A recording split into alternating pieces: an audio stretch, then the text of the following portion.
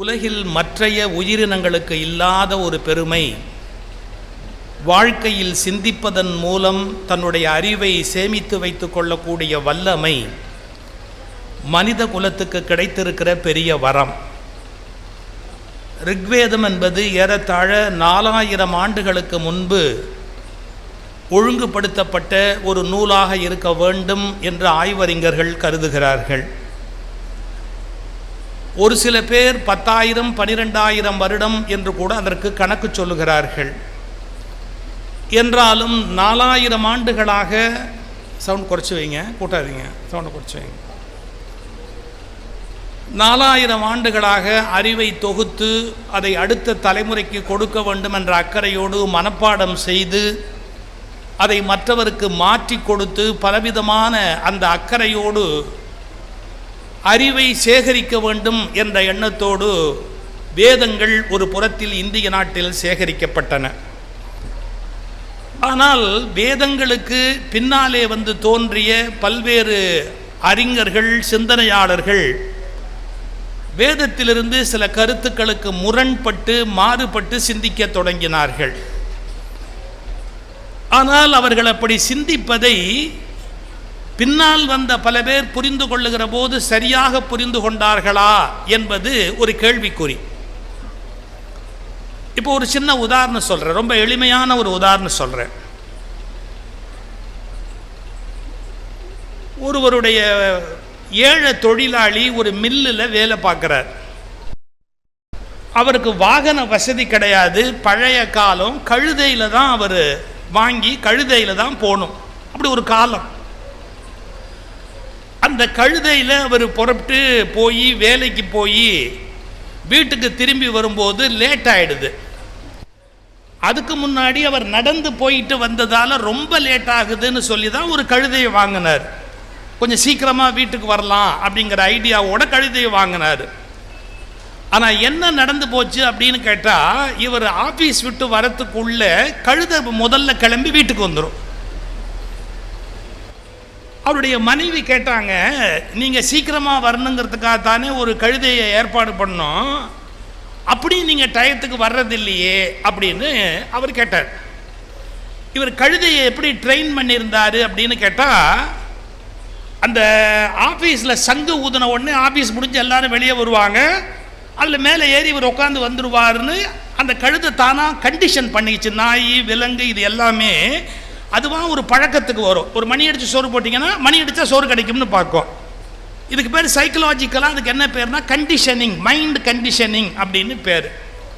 அந்த ஆலை சங்கு ஊதின உடனே எல்லாரும் வருவாங்க, நம்ம முதலாளி வருவார், ஏறி உட்காந்து வந்துடுவோம் அப்படின்ற கணக்கில். ஆனால் அந்த கேட் ரொம்ப சின்னது, வாசல், எல்லாரும் வெளியில், அது வரும்போது வேறு எல்லாத்தையும் செக் பண்ணி அனுப்புவாங்க. எப்போவுமே பெரிய லெவலில் இருக்கிறவன் தான் திருடுவான், அவனை விட்டுருவாங்க. இந்த மாதிரி ஆப்ட இவனை தான் பிடிச்சி வச்சுக்கிட்டு குடைவாங்க. 5 ரூபா திருடினவன் ஆட்டுக்குவான், 5 கோடி திருடினவன் லண்டனில் போய் சௌக்கியமாக உட்காந்துருப்பான். என்ன சொல்லையான்னு யாரோ வற்புறுத்துறதால சொல்கிறேன், சொல்லையான்னு யாரோ வற்புறுத்துறதால சொல்கிறேன், வேற ஒன்றும் இல்லை. 5 ரூபா திருடினவன் மாட்டிக்குவான். இப்போ இந்த வெளியில் வரும்போது ஒர்க்கர்ஸ் எல்லாம் தடவி பார்த்து, நீ ஏதாவது ஸ்க்ரூ கொண்டு போறியா, நட்டு கொண்டு போறியா, என்னெல்லாமோ இம்சை பண்ணுவாங்கல்ல. இதில் என்ன ஆகி போச்சு, இவன் வரத்துக்குள்ளே அந்த கழுதை பார்க்கும் நம்ம எஜமானர் வரலன்னு வீட்டுக்கு போயிடும்.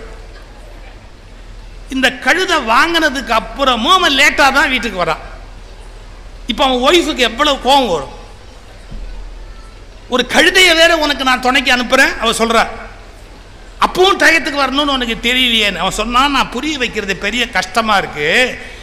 எங்கள் ஆலையில் 2 சங்கு ஊதும். முதல் சங்கு ஊதின உடனே நாங்கள்லாம் ரெடி ஆகிக்கணும் வேலையை முடிக்கிறதுக்கு. 2வது சங்கு ஊதும் போது தான் வெளியில் வரணும். இந்த கழுதைக்கு அந்த இழவு புரிய மாட்டேங்குது. முதல் சங்கு ஊதின உடனே பரபரான்னு பார்க்குது, அது பாட்டுக்கு புறப்பட்டு வந்துடுது. நான் என்ன பண்ணுவேன்னா, அவள் ஒரு பதில் சொன்னா பாருங்க, கழுதைக்கு கூட தெரியுது எப்போ வரணும்னு, உனக்கு தெரியலையேன்னு கேட்டார். ஒரு கழுதைக்கு கூட தெரியுது எப்போ வரணும்னு, ஆனால் உனக்கு தெரிய மாட்டேங்குது அப்படின்னா. இப்போ பாருங்க, சம்பவம் நடப்பதை எல்லோரும் ஒரே மாதிரி புரிந்து கொள்வது இல்லை. அவரவர்களுடைய தகுதிக்கு ஏற்பவே புரிந்து கொள்ளுகிறார்கள். இப்போ நீங்கள் இப்படி யோசிச்சு பாருங்க, இந்த சமூகத்தை ஒழுங்குபடுத்துவதற்கு ரிக்கு, யஜூர், சாம, அதர்வண வேதங்கள் தோன்றின. ஆனா இவையெல்லாம் தோன்றி மக்களுக்கு வகுத்து கொடுத்தது முழுக்க சரியா இருக்குமானா வேறு சிந்தனை சமூகத்தில் தோன்றுமா? இப்ப நீங்க ஒரு கார் வச்சிருக்கிறீங்க, கார் கரெக்டா உங்களுக்கு எல்லா வகையிலும் இருக்குன்னா இன்னொரு கார் வாங்கணும்னு உடனே தோணுமா? வேற ஒரு கார் வாங்கணும் அப்படின்னு நினைப்பு வந்தாலே என்ன அர்த்தம்னா இந்த காரை விட இன்னும் அட்வான்ஸா ஒரு மாடல் வராதா, இன்னும் கொஞ்சம் வசதிகள் கூடாதா, இன்னும் கொஞ்சம் நமக்கு அதில் வேற சில வசதிகள். சார் இப்போ காரில் பின்னாடி ஃப்ரிட்ஜ் இருக்குது, முன்னாடி வந்து ஓவன் இருக்கு, அடுப்பு வச்சுக்கலாம்.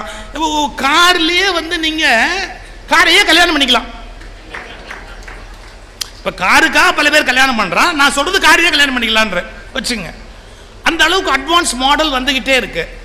அதே மாதிரி என்ன ஆகும் அப்படின்னு கேட்டீங்கன்னா, இப்போ ஒரு நூல் வந்துருச்சு அப்படின்னு சொன்னா அதுக்கப்புறம் இன்னொரு சிந்தனையாளர், இன்னொரு அறிவாளி இந்த உலகத்துக்கு அவசியமே கிடையாது.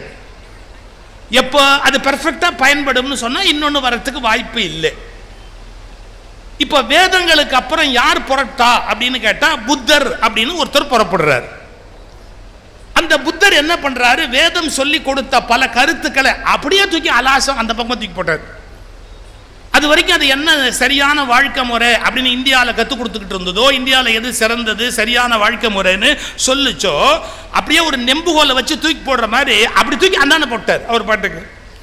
அதுக்கு நிறைய காரணம் சொல்றாங்க. என்னென்ன காரணம் சொல்றாங்க? அது பிராகிருதத்தில் இருந்தது, பிறகு சமஸ்கிருதத்தில் மாற்றினாங்க, அது பேச்சு மொழியா இல்லை. ஆனால் புத்தர் பேச்சு மொழியான பாலி மொழியில் பேச்ச ஆரம்பிச்சாரு. அப்புறம் அதில் பேசப்பட்ட ஹையஸ்ட் பிலாசபியை பற்றி கவலைப்படலை, டே டு டே லைஃபுக்கு வேண்டிய விஷயங்களை புத்தர் பேச ஆரம்பிச்சாரு. அதனால புத்தர் பாப்புலர் ஆயிட்டாரு. புத்தருடைய கருத்துக்களை எல்லாம் அதை விட ஒரு ஆச்சரியமான உண்மை ஒன்று சொல்லணும். என்னன்னு கேட்டீங்கன்னா, புத்தருடைய பர்சனாலிட்டி இதனால நீங்க புரிஞ்சுக்கணும். நீ பேசுற விஷயம் 1000 வேணாலும் இருக்கலாம், புத்தருடைய பர்சனாலிட்டி எப்படின்னு கேட்டீங்கன்னா அவரை மறுத்து யாரும் பேச முடியாது. இப்ப சில பேர் சொல்றது சரியா தப்பாங்கிறத பத்தி கொஸ்டினே கிடையாது, அவங்களை எதிர்த்து யாரும் பேச முடியாது. அவங்க வர்ற வரைக்கும் ஆவுன்னு பேசிக்கிட்டு இருப்பாங்க. என்ன அப்படின்னா ஒண்ணும் இல்லை.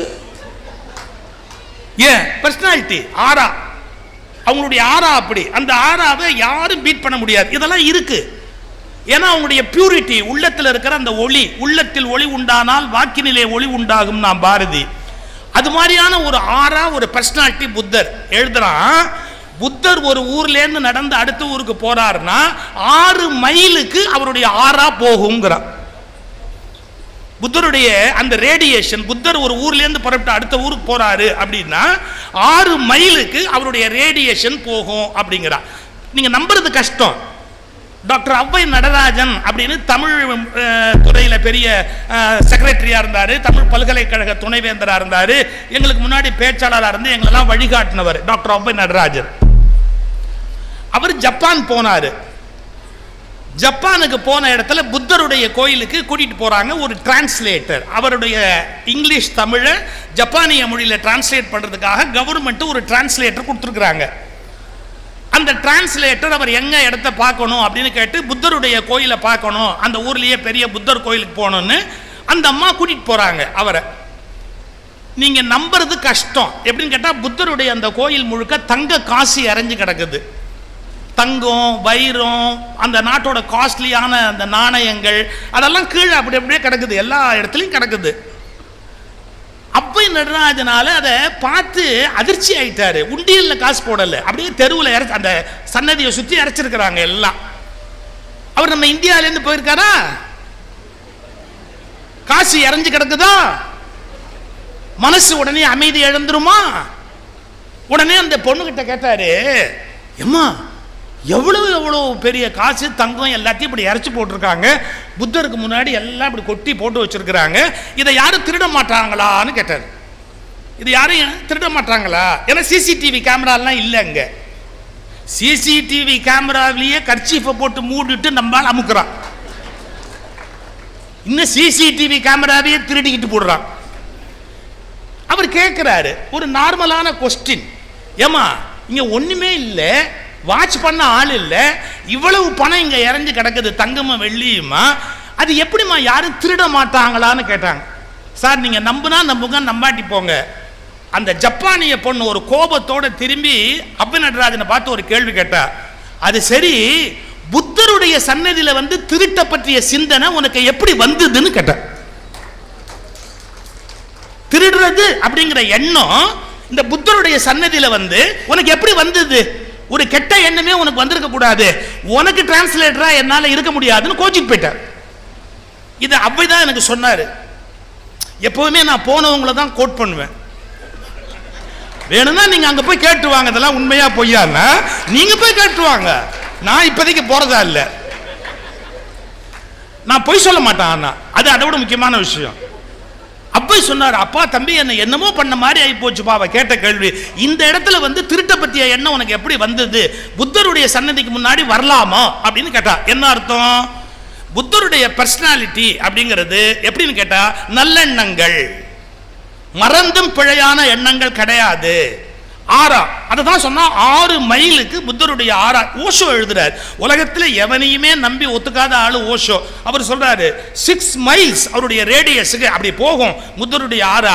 யாரு சண்டை போடுறவனும் அப்படியே நிறுத்திடுவான், அவன் பாட்டி சண்டையை நிறுத்திடுவான். அவரை எதிர்த்து எவனும் பேசவே முடியாது.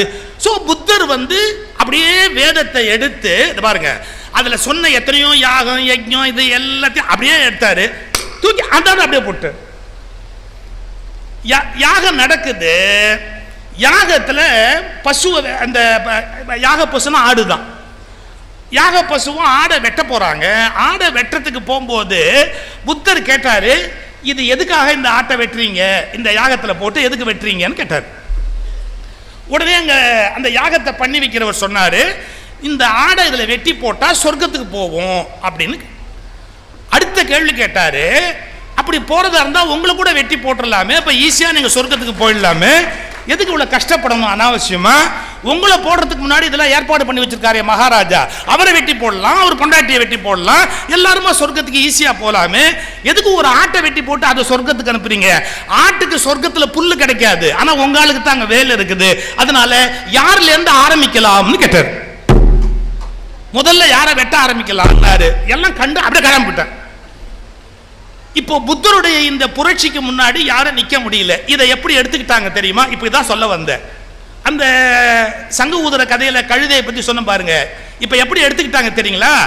புத்தர் வேதத்தை எதிர்த்தார் அப்படின்னு ரெக்கார்ட் பண்ணிட்டாங்க. வேதத்தின் கருத்துக்களுக்கு புத்தர் மறுத்துரைப்புகளை முன்வைத்தார், நாஸ்திக கருத்துக்களை முன்வைத்தார், வேதத்துக்கு எதிரான கருத்துக்களை முன்வைத்தார். நல்ல கூர்ந்து கவனிக்கணும் நீங்க. உலகம் முழுவதிலும் உள்ள எல்லா மதங்களிலும் கடவுளை எதிர்ப்பவர்கள் மட்டுமே நாஸ்திகர்கள் என்று அழைக்கப்படுவார்கள். இந்தியாவில் மட்டும் ஒரு விசித்திரம், கடவுளை பற்றிய பேச்சு கிடையாது, வேதத்தை எதிர்த்தவனே நாஸ்திகன் என்று முத்திரை குத்தப்படுவார். இந்த வித்தியாசமே இன்னும் நம்முடைய அறிவுஜீவிகளுக்கு தெரியாது. இப்ப மற்றைய நாடுகள்ல இப்போ பைபிள் இருக்கு, நீங்க அந்த கடவுள்ங்கிற கான்செப்டை எதிர்த்தீங்கன்னா எத்திஸ்ட் அப்படிம்பா. இப்ப அதே மாதிரி இஸ்லாம் இருக்கு, அதுல சொல்லப்பட்ட அல்லாஹ்ங்கிற கடவுள்ங்கிற கான்செப்டை எதிர்த்தா உங்களை எத்திஸ்ட் அப்படிம்பாங்க. இந்தியாவில் கடவுளை எதிர்த்தா எத்திஸ்ட் இல்ல, வேதத்தை எதிர்த்தா எத்திஸ்ட். ஏன்? நாம தான் 400 கடவுள் வச்சிருக்கிறோமே, ஏற்கனவே ஒண்ணு எதிர்த்துக்கிட்டே இங்க எக்ஸிஸ்ட் ஆகிருக்குல்ல, அதனால இந்த நாட்டில் கடவுளை எதிர்க்கிறது நாத்திகம் அல்ல, வேதத்தை எதிர்ப்பது நாத்திகம். You must know the difference. இப்ப புத்தர் வந்தாரு, வந்து அத்தனையும் தூக்கி அப்படி புரட்டி அந்தாண்ட தூக்கி போட்டார், யாக யஜ்ஞங்களை நிறுத்திட்டாரு, இதெல்லாம் பலி கொடுக்க கூடாது அப்படின்னாரு, எளிய முறையில் போனாரு, சம்பந்தமில்லாத விஷயங்களை பத்தி தலையிடுறது இல்லைன்னு முடிவு பண்ணார். ஒரு உதாரணம் சொல்றேன் பாருங்க. புத்தர் என்ன பண்ணாரு, அவர்கிட்ட ஒருத்த வந்தான், வந்து கேட்குறான், இது மாதிரி எங்கள் அப்பா செத்து போயிட்டான்னா. அவங்க அப்பா பண்ண நன்மையிலேயே முதல் நன்மை அதுதான். சில பேர் அப்படித்தான் இருப்பான், அவன் இருக்கிற வரைக்கும் ஒன்றும் பிரயோஜனம் இருக்காது, உலகத்தை விட்டு போனான்னா அது ஒரு பெரிய நன்மையாக இருக்கும் இல்லையா? அவன் போயிட்டான். அந்த பையனுக்கு என்ன ஆசை, செத்து போன அப்பா அப்படி ஒன்றும் பெரிய தர்மமோ நல்லதோ பண்ணவே இல்லை. ஆனால் நமக்கெல்லாம் ஒரு எண்ணம் உண்டு, நாம் தர்மம் பண்ண மாட்டோம், பொய் பேசுவோம், அதர்மம் பண்ணுவோம், அக்கிரமம் பண்ணுவோம், ஆனால் சொர்க்கத்துக்கு போகணும். ஏன்னா சொர்க்கத்தில் ரம்ப, மேனக, திலோத்தம இல்லையா, நம்ம தனிஷ்கா, நக்மா இவங்களெல்லாம் விட பிரமாதமான ஆள்லாம் அங்கே இருப்பாங்க. அதுக்கப்புறம் புதுசாக பேர் வந்திருக்கலாம், என் வயசுக்கு அதான் ஞாபகத்துக்கு இருக்கும். இல்லையா? சொர்க்கத்தில் ரம்ப, மேனக, திலோத்தம இதெல்லாம் நம்பாளுக்கு. அதாவது பாருங்க, இந்த பூமியில புலநடக்கத்தோட இருக்கணுமா, புலநடக்கத்தோட இருந்தவனுக்கு பரிசு சொர்க்கத்தில் ஊர்வசியா. மேலே போனால் எல்லாம் பாலாரும் தேனாரும் பாயுமா, பிரமாதமாக இருக்குமா.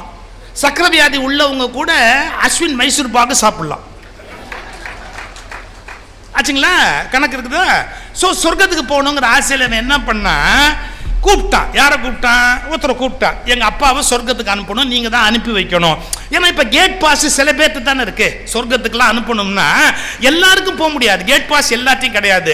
சில பேர்த்த மட்டும்தான் அந்த கேட் பாஸ் இருக்கும். அவங்க அந்த கேட் பாஸை இஷ்யூ பண்ணாதான் மேலே போக முடியும். அவரை போய் கேட்டான், என்னங்க பண்ணணும்னு. அவர் சொன்னார், தங்கத்தில் ஒரு பசு பண்ணி எனக்கு கொடுத்துடு, தானமாக கொடுத்துடு. நீ கொடுத்துட்டேன்னா நான் அதை வாங்கிக்குவேன், வாங்கிட்டு உங்கள் அப்பாவை சொர்க்கத்துக்கு போ அப்படின்னு நான் அனுப்பிச்சுடுவேன், கொடுத்துடுறியான்னார். கொடுத்துட்டான். தங்கத்தில் ஒரு பசு பண்ணி தானமாக கொடுத்துட்டு எங்கள் அப்பாவை சொர்க்கத்துக்கு அனுப்புனா. உடனே அவர் ஜெபம் பண்ணார், சொர்க்கத்துக்கு போ, சொர்க்கத்துக்கு போ அப்படிலாம் சொன்னார். அதுக்கு அப்புறம் இவன் ஒன்று சொன்னான், இப்படி பண்ணால் கூட எங்கள் அப்பா போகமாட்டான். ஏண்டா போகமாட்டான்னா, அவன் அவ்வளவு அட்டூழியம் பண்ணியிருக்கான்னா. யார்? இவங்க அப்பனை பற்றி. அவன் வாங்கின வட்டி எவனும் வாங்க முடியாது. அவன் கெடுத்த அளவு பெண்களை யாரும் கெடுக்க முடியாது. அவன் பண்ண அயோக்கியத்தன அளவுக்கு தீ வச்ச அளவுக்கு வேறு யாரும் தீ வைக்க முடியாது. அவன் பல பேர் வாழ்க்கையை கெடுத்த மாதிரி யாரும் கெடுக்க முடியாது. அதனால எங்கள் அப்பன் சொர்க்கத்துக்கு போகிறதுக்கு சான்ஸ் இல்லை. நான் தங்கத்தில் பசு கொடுத்துட்டா கூட எனக்கு நம்ப முடியல, அவர் போயிருப்பாரான்னு தெரியல. யாரை பிடிச்சா போகலாம்னு பார்த்தா ரொம்ப பிரமாதமாக புத்தர் உட்காந்துருந்தார், ஒளியோட பெரிய மனுஷன். எல்லாரும் போய் கும்பிட்ட உடனே அவன் காலில் போய் விழுந்து கொண்டு எனக்கு ஒரே ஒரு உதவி பண்ணுங்க. என்னன்னு, எங்கள் அப்பா செத்து போட்டாரு, அவர் எப்படியாவது மேலே அனுப்பணும், நீங்கள் பார்த்து அவரை சொர்க்கத்துக்கு அனுப்பி வைங்க. நீ என்னென்ன முயற்சி பண்ணேன்னார். நான் ஏற்கனவே நான் ப்ரேயர் பண்ணேன், அப்புறம் கோல்டில் பசு வாங்கி கொடுத்தேன், அவர் மூலமாக பண்ணேன், இது பண்ணேன், அத்தை பண்ணேன், இத்தை பண்ணேன். ஆனாலும் எனக்கு தெளிவாக தெரியும் எங்கள் அப்பா போக மாட்டான், அவன் அவ்வளோ பாவம் பண்ணியிருக்கான். அப்படியா? சரி, இப்போ நான் சொல்கிறத கேட்டுக்கோ. என்ன, ஒரு 2 மண்பானை வாங்கிட்டு வான்னார். ஒன்று 2 மண்பானை வாங்கிட்டு வந்தான். ஒன்றில் கருங்கல் ஜல்லியை போடுன்னார். கருங்கல் ஜல்லியை போட்டான். ஒன்றில் வெண்ணெயை பந்தா உருட்டி உள்ளே போடு அப்படின்னார். போட்டான். அவன் நினச்சிக்கிட்டான் இதெல்லாம் ஒரு சடங்கு போல் இருக்குது, நிறைய சடங்கு இவரும் சொல்லுவார் போல் இருக்கு, இந்த சாமியாரும் சடங்குலாம் சொல்கிறாருன்ட்டு ஒரு பானையை எடுத்தான், வெண்ணெயை போட்டான், ஒரு பானை எடுத்தான், கருங்கல் ஜல்லியை போட்டான். இதை 2ஐயும் தூக்கி குளத்தில் போடு அப்படின்னார். எதிரில் இருந்து குளத்தில் போட்டான். பெரிய மூங்கில் கம்பு எடுத்துக்கோ அப்படின்னா பெரிய மூங்கில் கம்பு எடுத்துக்கிட்டான். இப்போ நீ என்ன பண்ணுற, அந்த கருங்கல் ஜல்லி பானையை அடிக்கிற, அப்புறமா வெண்ணெய் பானையை அடிக்கிற, அடிச்சுட்டு ஒரு ஜபம் பண்ற, நான் சொல்ற ஜபத்தை பண்ற. என்ன? வெண்ணையே கீழே போ, வெண்ணையே கீழே போ, வெண்ணையே கீழே போ, கருங்கல்லே மேலே வா, கருங்கல்லே மேலே வா, கருங்கல்லே மேலே வா அப்படின்னு உட்காந்து ஜபம் பண்ணுன்னார். அவன் கம்பை கீழே வச்சுட்டு புத்தரை பார்த்தான். லூசாயா நீ? உன்னை என்னமோ பெரிய அறிவாளின்னு நினைச்சு உங்ககிட்ட வந்து யோசனை கேட்டா, அறிவு இருக்காயா உனக்கு? வெண்ணெய் எப்போவாது கீழே போகுமாயா? கருங்கல் எப்போவாது தண்ணியில மேல வருமா? ஏண்டா இது தெரிஞ்ச உனக்கு கேடு கட்ட உங்க அப்ப மேல போக மாட்டாங்கிறது மட்டும் ஏண்டா தெரியல? ஊரையே அடிச்சு ஒலையில போட்ட அயோக்கியம் உங்க அப்ப. அவன் எவ்வளவு தானம் பண்ணி என்ன புண்ணியம் பண்ணாலும், அடுத்தவன் என்னதான் உட்கார்ந்து யாகம் பண்ணாலும் உங்க அப்பன் போக மாட்டாங்கிற அறிவு ஏண்டா வரல? கருங்கல் மேல போவாதுன்னு சொல்ற, வெண்ணெய் இறங்காதுன்னு சொல்ற, இது தெரியுது அறிவு பூர்வமா? உங்க அப்ப மேல போக மாட்டேன்னு தெரிய வேணாமா? ஆமாங்க. அப்ப நீ மேல போகணும்னா நீ ஒழுக்கம் உள்ளவனா மாறணும், நீ தர்மம் உள்ளவனா மாறணும், நீ நேர்மை உள்ளவனா மாறணும். நல்ல கவனிச்சுக்கங்க, இரவல் நபர்கள் உதவியால் நீங்கள் வாழ்க்கையில் மேன்மையான நிலை அடைய முடியாது. உங்களை நீங்களே உயர்த்தினால் மட்டும்தான் நீங்கள் உயர்ந்த நிலை அடைய முடியும். ஆனால் நீங்கள் உயர்ந்த நிலைக்கு வரக்கூடாது என்றே நினைப்பவர்கள் உலகத்தில் இருக்கிறார்கள். அதற்கான சில்லறைகளை பெற்றுக்கொண்டு உங்களை கீழாகவே வைத்திருக்க வேண்டும் என்று விரும்புகிறார்கள். உங்களுக்கு அறிவு இருக்குமானால் நான் ஒழுக்கமுடையவனாக மாறி மேலே போக வேண்டும் என்று நினைக்க வேண்டுமே ஒழிய எவனுக்கோ சில்லறை காசை கொடுத்துவிட்டு அயோக்கியத்தனம் செய்யலாம் என்ற எண்ணத்தை தயவு செய்து வளர்த்துக் கொள்ளாதீர்கள். இப்ப யார் இந்த வேலையை ஆரம்பிச்சா? புத்தர். இப்ப நான் வரதுக்கு அடுத்த பாயிண்ட் நீங்க கவனிக்கணும். இப்ப இந்த புத்தரை எப்படி விமர்சனம் பண்ணலாம்? இவரு வேதத்தினுடைய வழிமுறைகளை அழிக்க வந்த விரோதி. இது ஒரு குரூப்போட பிரச்சாரம். இந்த புத்தர் வேதங்களை எல்லாம் அழிப்பதற்கும் ஒழிப்பதற்கும் வந்த விரோதி அப்படின்னு பிரச்சாரம் பண்ண ஆரம்பிச்சாங்க. ஆனா ஒரு ரிஃபைன்டு சோல், மிக மிக மிக மிக புனிதமான ஒரு உயிர், அது இதே பிரச்சனைய என்ன வார்த்தை சொல்லுச்சு தெரியுமா? ஏற்கனவே இருந்த வேத மதத்தையும் அந்த வேத தர்மங்களையும் அழிப்பதற்கு வந்த புத்தர்னு எல்லாரும் எழுதின போது அந்த ஒரே ஒரு ஆள் மட்டும் வேற ஒரு வார்த்தை சொன்னார். என்ன சொன்னார் தெரியுங்களா? நம்முடைய வேத இந்து தர்மத்தினுடைய வளர்ச்சியாகிய புத்த மதம். Do you know the difference? இதை அழிப்பதற்கு வந்த அப்படின்னு எழுதினாங்க. ஆனா அவர் ஒருத்தர் மட்டும் அப்சர்வேஷன் எப்படி எழுதினாரு? இந்த வேத மதத்தினுடைய வளர்ச்சியாகிய புத்த மதம். இந்த வேத மதத்தின் வளர்ச்சியாகிய புத்த மதம்ங்கிற வேர்டை யூஸ் பண்ணவர் யாருன்னு யாராவது கரெக்டா சொன்னா 500 ரூபாய் நான் கொடுக்குறேன். அதன் வளர்ச்சியாகிய புத்த மதம் அப்படிங்கறது ஒரு கான்கிரீட் பர்சனாலிட்டி. அவர் சொன்ன அத்தாரிட்டி. அவர் சொல்றாரு வேத மதத்தின் வளர்ச்சியாகிய இந்து மதம் யாரு? சுவாமி விவேகானந்தர். புரியுதா? இப்ப உங்களுக்கு புரிஞ்சு போச்சா? ஒருத்தர் பார்க்கிற பார்வை இதை அழிப்பதற்கு வந்த புத்தர்னு சொன்ன போது இல்லை, இதன் வளர்ச்சியாக வந்த புத்த மதம் அப்படின்னாரு. ஒரு விதை, நல்ல கவனிங்க, ஒரு விதை அழியாமல் அதிலிருந்து ஒரு விருட்சம் உண்டாகாது. ஒரு விதை அழியாம அதிலிருந்து மரம் வருமா? கம்ப்ளீட்டா அந்த விதை டெஸ்ட்ராய் ஆயிடணும். அந்த விதை பூமிக்குள்ள போயிடணும். அது அந்த விதைங்கிற தன்மையை இழந்துடணும். இது தன்மையை இழந்த உடனே அதுல இருந்து ஒரு இலை வரும், செடி வரும், மேல வரும், அப்படியே மேல போகும், மரமாகும், பூக்கும், காய்க்கும், கடைசியா அதுல அதே விதை வரும். ஆனா அந்த விதை அழியாம அது உள்ளே இருந்து ஒரு விருட்சம் உண்டாகுமா? யாராவது விதையின் அழிவுன்னு சொல்வாங்களா? அது இல்ல. விதை பெற வேண்டிய பூரணத்துவத்தை பெற வேண்டுமானால் அது விருட்சமாக வளர்வது என்பது தவிர்க்க முடியாது. அப்படி இந்தியாவில் தோன்றிய பெருஞானமாகிய வேத ஞானத்தை முழுமையாக வளர்த்துவதற்காக வந்தது புத்த மதம் என்று கணக்கு சொன்னாரு. யாரு? சுவாமி விவேகானந்தர். நாம இதெல்லாம் புரிஞ்சுக்கிறது இல்லை. விவேகானந்தர் என்ன கோணத்துல பார்த்தாரு? ஏன் அவர் புத்தரை வெறுக்கல? இன்னும் சரியா சொல்லட்டுமா? எனக்கு இந்த உலகத்திலேயே ஒரு அதீதமான மரியாதை ஒரு தனிநபர் மீது தோன்றுகிறது என்றால் அது புத்தர் மீது தான் எனக்கு அந்த மரியாதை தோன்றுகிறது. இத புத்தகம் என்ன வேணும்னா விவேகானந்தரை பற்றி விவேகானந்தர் அப்படின்னு ஒரு புக் இருக்கு. வெளியீடு சென்னை ராமகிருஷ்ணா மடம். அந்த அதுல நீங்க பாத்தீங்கன்னா புத்தரை பத்தி விவேகானந்தருடைய கோட்டிங்ஸ் எல்லாத்தையும் தொகுத்து போட்டிருக்காங்க. எங்கெங்கெல்லாம் புத்தரை பத்தி பேசியிருக்காரு விவேகானந்தர் அதை கலெக்ட் பண்ணி போட்டிருக்கிறாங்க. அதுல என்ன முடிவு சொல்றாங்க? இந்து மதத்தின் வளர்ச்சியாகிய புத்தர் அப்படின்னு பேசுறார். நான் எதுக்காக இதை சொல்றேன்? மாற்றம் என்பது சமூகத்தில் தவிர்க்கப்பட முடியாதது. எது ஒரு காலத்தில் நல்லது உயர்ந்தது என்று கருதுகிறீர்களோ அது ஒரு காலத்தில் செயலற்றதாக போய்விடும். கோடிக்கணக்கான நம்பிக்கைகளை வளர்த்துக் கொண்டே போனால் ஒரு சமூகம் என்பது அடைய வேண்டிய இலக்கை நோக்கி பயணிக்க முடியாமல் போய்விடும்.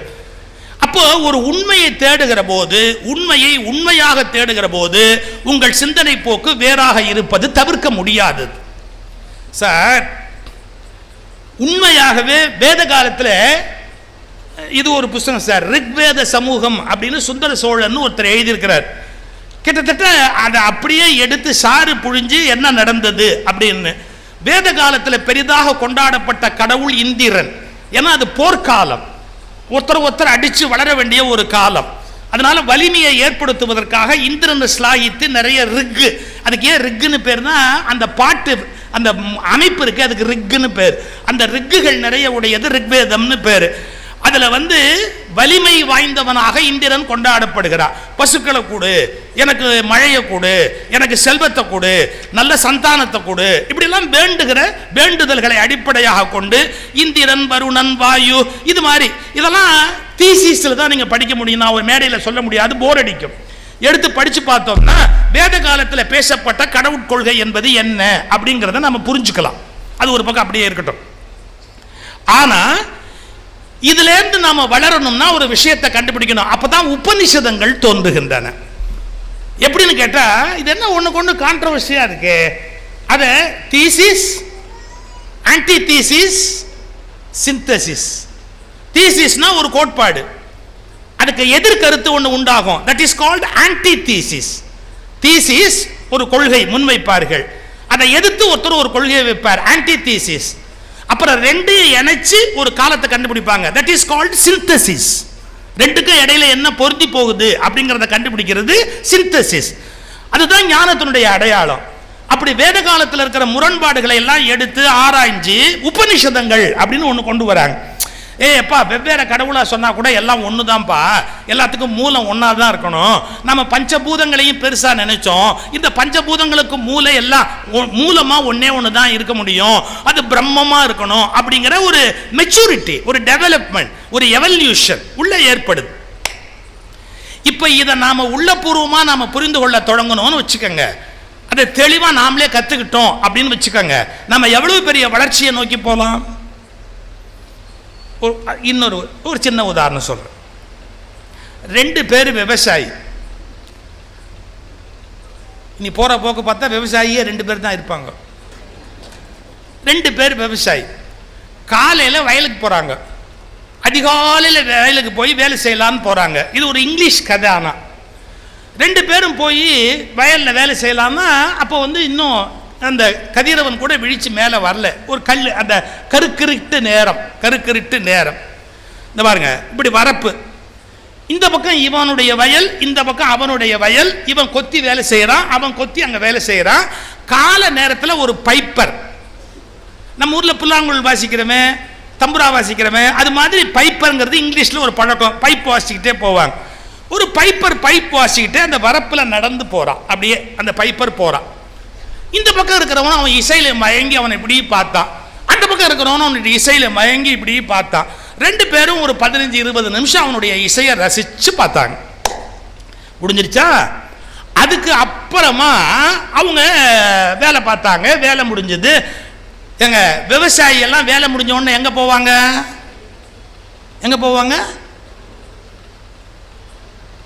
தண்ணி அடிக்குது. அது வெளிநாட்டிலையும் அப்படிதான்.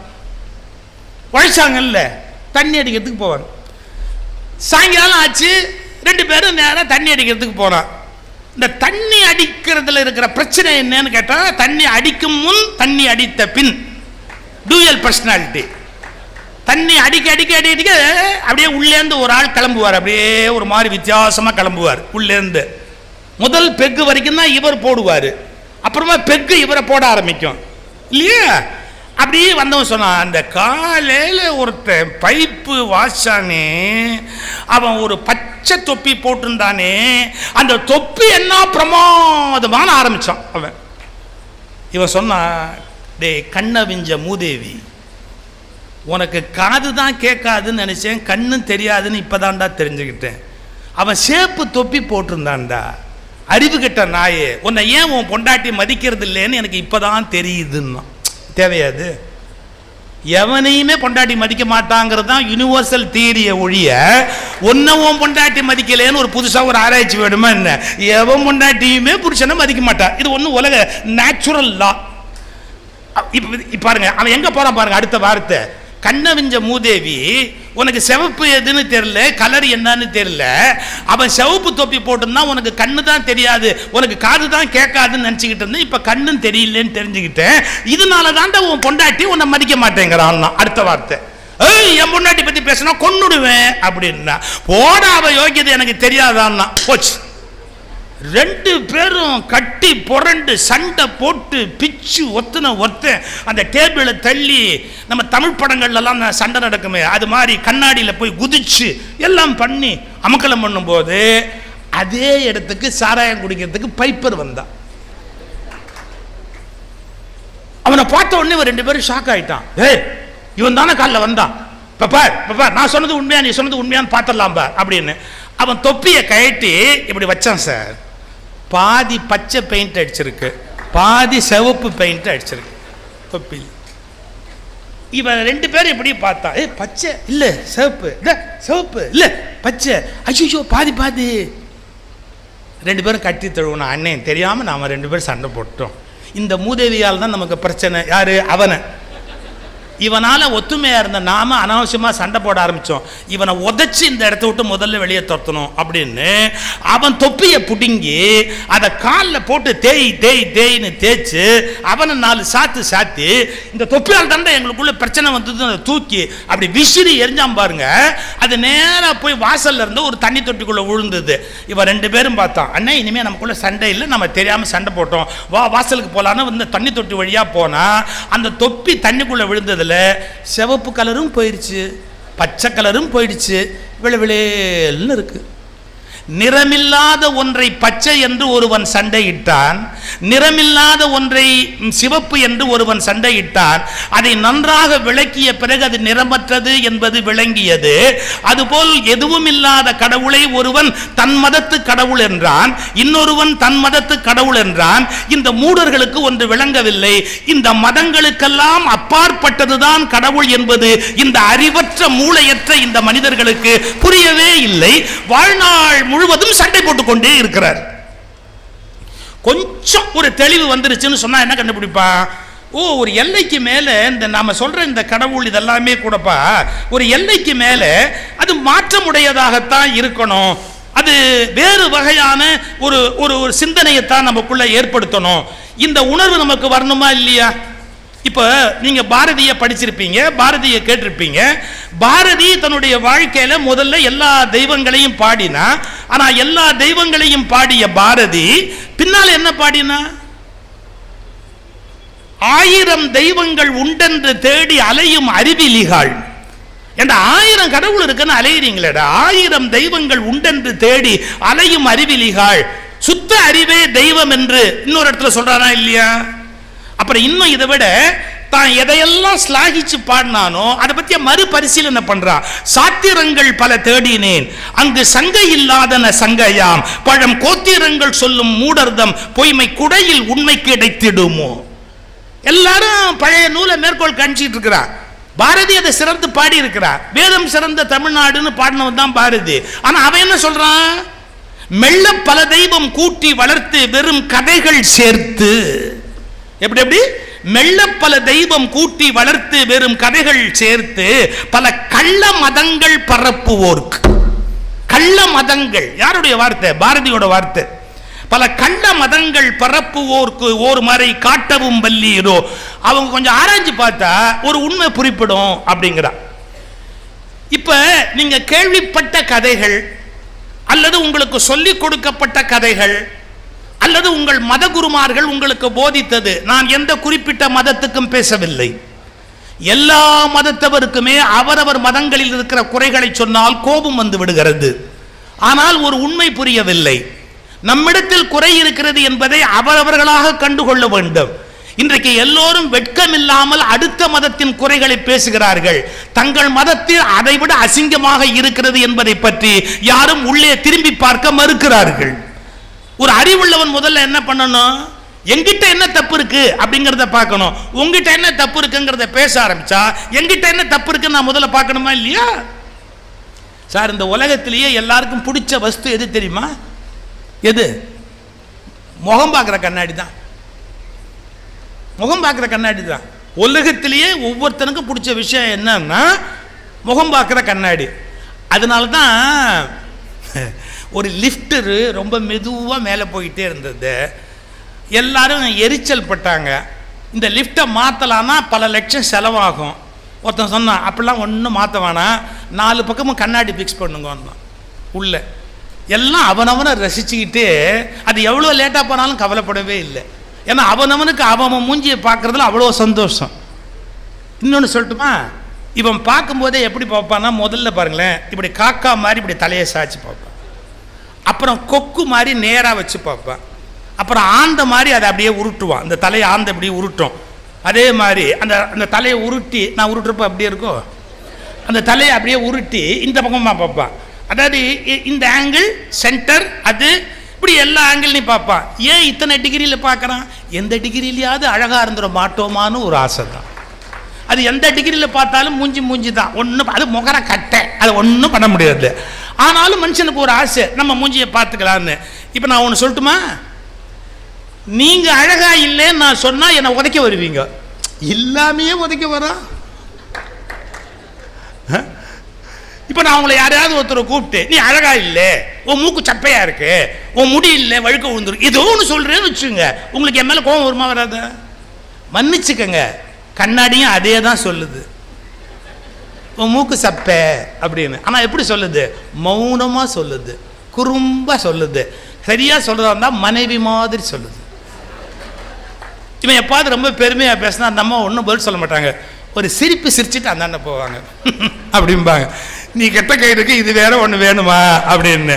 ஒன்றும் வார்த்தை கூட வேணாம்.